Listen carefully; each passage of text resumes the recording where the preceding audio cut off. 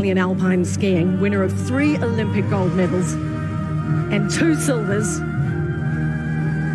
In dialogue, 1 in Milano, 1 in Cortina, Piazza Angelo de Bona. Flame is rising.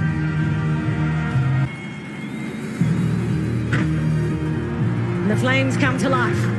The 2 cauldrons, you can feel the entire...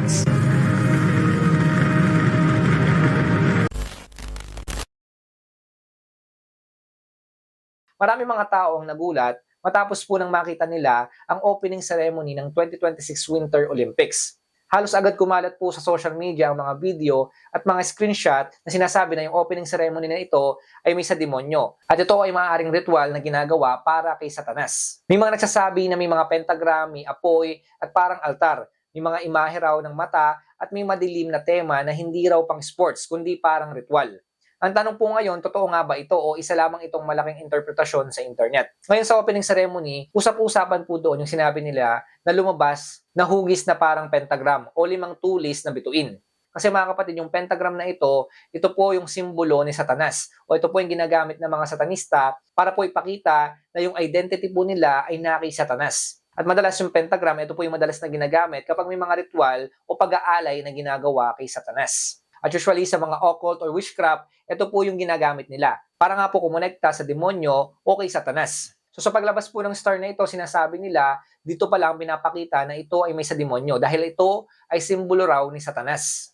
Pero syempre mga kapatid, mahalaga po na linawin natin, hindi po lahat ng bituin ay pentagram at hindi po lahat ng pentagram ay satanic. Sa art, ang 5 tulis po ay ginagamit para sa balanse, symmetry at movement. Kahit sa Biblia po, ang bituin ay sumisimbolo sa gabay, gaya ng bituin ng Bethlehem. So tandaan po natin na hindi lahat ng star ito po ay may sa demonyo. Ngayon mga kapatid, bukod po doon sa pentagram na sinasabi nga nila lumabas doon po sa opening ceremony ng Winter Olympics 2026, may mga napansin din po yung mga tao doon sa Olympics na kung titingnan nyo raw maigi yung setup, parang meron daw doong altar at parang merong ritual na ginagawa. Makikita rin po natin na punong-puno rin daw po ng apoy doon nung nagkaroon nga po ng opening ceremony na kung titingnan nga raw natin parang ito ay impyerno.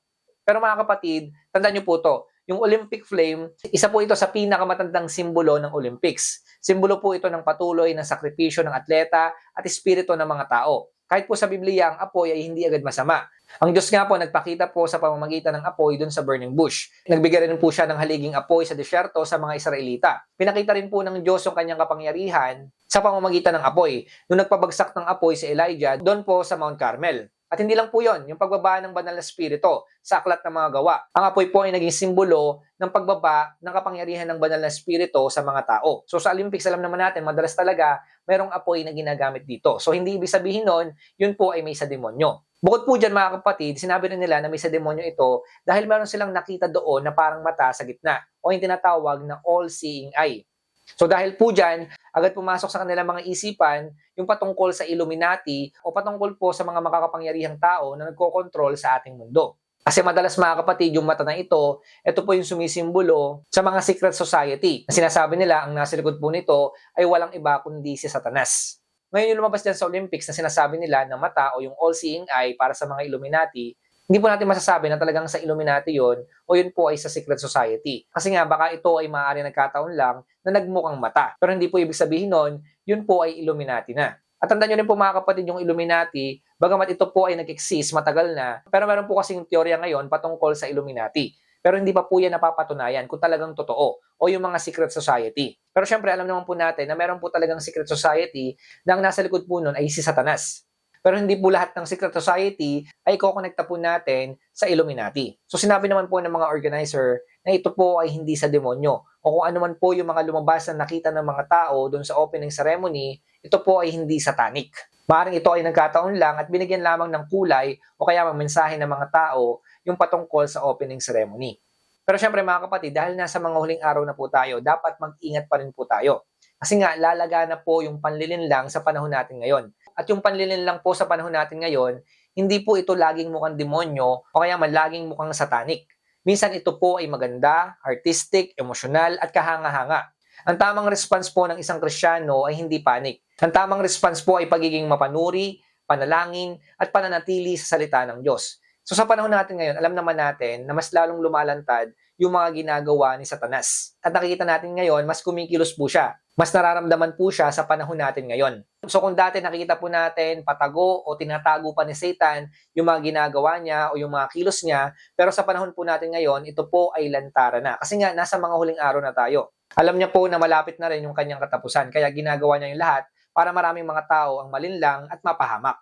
So hindi na po natin maiiwasan na sa panahon natin ngayon, talagang ilalantad na po ng Diyos yung mga ginagawa ni Satanas. At kahit po si Satan, lalantad na po siya kasi nga nakikita na po natin ngayon yung espiritu ng Antikristo. Ito po ay lumalabas na sa iba't ibang paraan. Pwedeng nakakatakot at pwede ring maganda. Pwedeng halata at pwedeng hindi rin halata. So dahil maikli na lamang po yung oras o kaya man po panahon ni Satanas para po maghari sa mundo na ito, mas lalo siya nagiging agresibo, mas maingay at mas lantad ang kanyang mga galaw. So nakakalungkot lang po mga kapatid, talaga nakikita na po natin yung kilos ng kaaway sa panahon natin ngayon. At marami ang nalilinlang. Marami po mga tao ang napapahamak.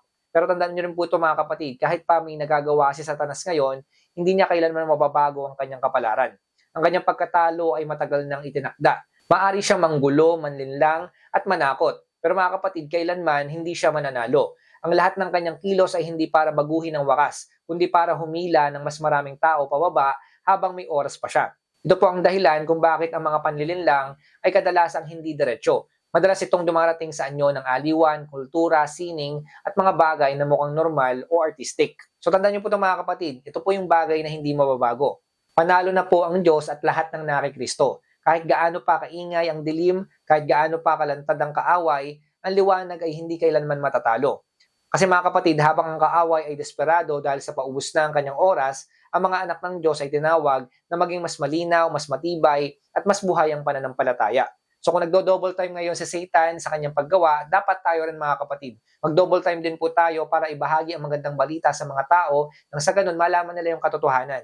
Hindi po sila malinlang at sila po ay magkaroon din ng buhay na walang hanggan sa pamamagitan ng ating Panginoong Jesucristo. So ito pong opening ceremony sa Winter Olympics, masasabi po natin na hindi naman ito talaga demonic. Pero syempre mga kapatid, mag-iingat pa rin tayo.